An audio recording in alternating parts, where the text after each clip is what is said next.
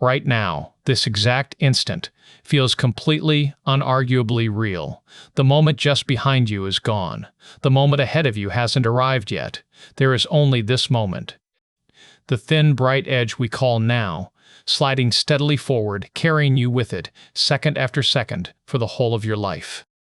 It is the most obvious fact of your existence. You have never once doubted it. It may also be the largest illusion you will ever live inside. Because when you ask the people who have studied time most closely, there's a strange and unsettling possibility that keeps rising to the surface. Mind you, I'm not referring to mystics or dreamers, I'm talking about physicists. People who work with the hardest mathematics we have. There's a common focal point to be deduced from their proponents, a conversation that tends to make us ponder on the thought that time does not flow at all, that the past is not gone, that the future is already there, and that the feeling of a moving now, the most immediate sensation you have, the one thing you would have sworn was beyond all doubt, is something your mind is doing and not something the universe is doing. I want to take that possibility seriously, to follow it all the way down through 3 questions, each one to build on the former. Does time actually flow? If it doesn't, then why does it feel so violently like it does? And if the past is still out there, somewhere, could you ever reach it? Let's start where the trouble started, with a discovery so hidden that most people who rely on its technology every single day have no idea it rewrote the nature of time. It was 1905, and what a young Albert Einstein worked out is something that still hasn't fully sunk into how any of us live. There is no universal now. Whether 2 distant events happen at the same time, genuinely, physically, depends on how you are moving. 2 people drifting past each other in space can each do the measurement carefully, honestly, correctly, and still disagree about which of 2 faraway events happened first. And neither of them is wrong. We tend to imagine the present as a single wave washing across the whole universe at once, this instant everywhere, together. Einstein's mathematics says that a shared, universe-wide instant simply does not exist. Your now and the now of someone speeding past you are tilted, slightly, against each other. If you stretch that across cosmic distances, the disagreement will begin to grow, until there are places in the universe whose right now could line up with what you would call the distant past or the future. And if there is no single now, if my present can be your past, then a strange conclusion starts to press in. Maybe the past and the future are not gone, and not yet. Maybe they are simply elsewhere, as real as this room, as solid as this moment. Physicists have a name for this picture. They call it the block universe. In it, time does not flow at all. Every moment, the morning you were born, this exact second, the day you will die, all of it exists together, laid out like a landscape.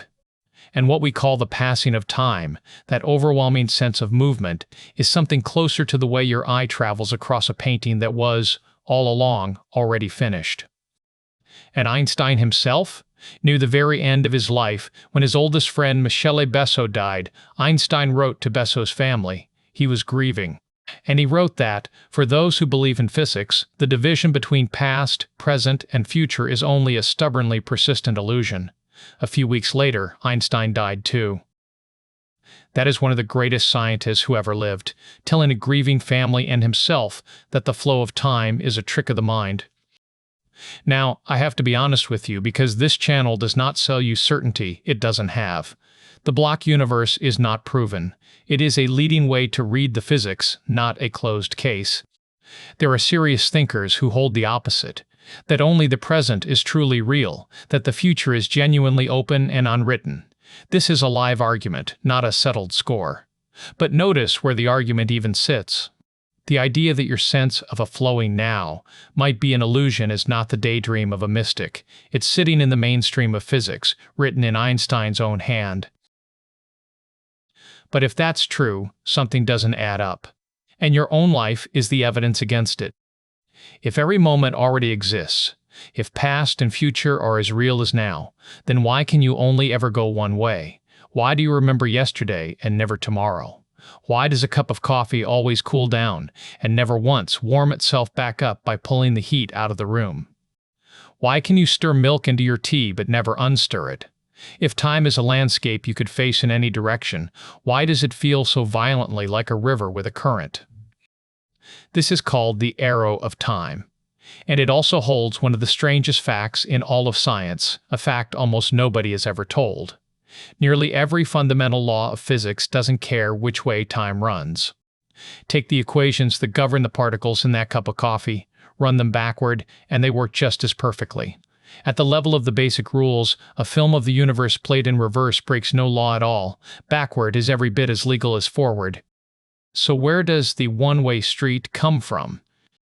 The answer is a single enormous idea: entropy. Loosely, entropy measures disorder, how scrambled, how spread out, how mixed up things are. And there is one law, the second law of thermodynamics, that says entropy overwhelmingly tends to increase. Order falls apart. Things mix, and almost never unmix. And why? It's not because some force is pushing. It's simply because there are so many more ways to be messy than to be neat. There is exactly one way for the shattered pieces of a cup to be a whole cup, and countless billions of ways for them to be a mess on the floor. So when things change, they fall toward the mess. This doesn't happen by command. It happens by sheer, overwhelming odds. That statistical drift, from order into disorder, is the current. That is the direction we call forward. The arrow of time is, in a real sense, just the universe growing more scrambled, and us, riding that scrambling, calling it the passage of our lives. But here is where it turns from clever to profound, because that only pushes the mystery back one step. If disorder is always increasing, then yesterday held less of it than today, and the day before, less still. Follow that all the way back to the very beginning, and you will likely be forced into a staggering conclusion that the universe must have started in a state of almost unimaginable order. Pristine, improbable, exquisite order at the moment of the Big Bang. Nobody fully knows why. Physicists even have a name for simply accepting it. They call it the past hypothesis, the brute fact that the universe began extraordinarily tidy and has been unraveling ever since. And think about what that means for the flow you feel, the reason you move from past to future, the reason you carry memories and hopes, the reason you age, the reason you grieve. It may not be built into time itself at all. It may be an inheritance. A leftover momentum from the universe's strangely orderly birth, still unspooling, 13 billion years later, as the direction of your life. So we have two strange truths sitting side by side. Time may not flow. Every moment may already exist. And the only reason it feels one way is a kind of cosmic momentum left over from an orderly beginning. Which brings us to the last question, and the wildest one of all. If the past is still out there, every moment as real as this one, could you ever reach it? And here the story turns because of a man named Kurt Gödel. Gödel was arguably the greatest logician since Aristotle, and in his later years at Princeton, he had one particular friend he took his daily walks with, Albert Einstein. In 1949, for Einstein's 70th birthday, Gödel gave him a gift unlike any other. He had gone into Einstein's own equations, the equations of general relativity, our deepest description of space, time, and gravity, and he had found something hiding inside them that even Einstein had not seen.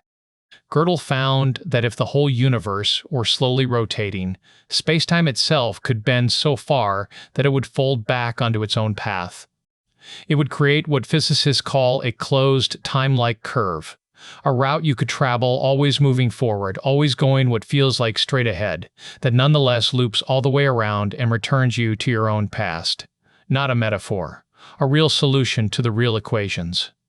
In Gödel's universe, the deep past is not gone, it is a place, and with a long enough journey, you could arrive there. A universe written not in mysticism but in the cold mathematics of relativity, in which the deep past is not a memory to look back on, but a destination you could travel to. Gödel himself drew the haunting conclusion: if you can, even in principle, reach any moment of the past, then no single moment is truly privileged as the one real now. Which meant, to him, that the flow of time had to be, that word again, an illusion. The logician and the physicist, walking home together through Princeton, had followed the mathematics to a genuinely vertiginous place, a universe in which your own past might still be sitting there, waiting.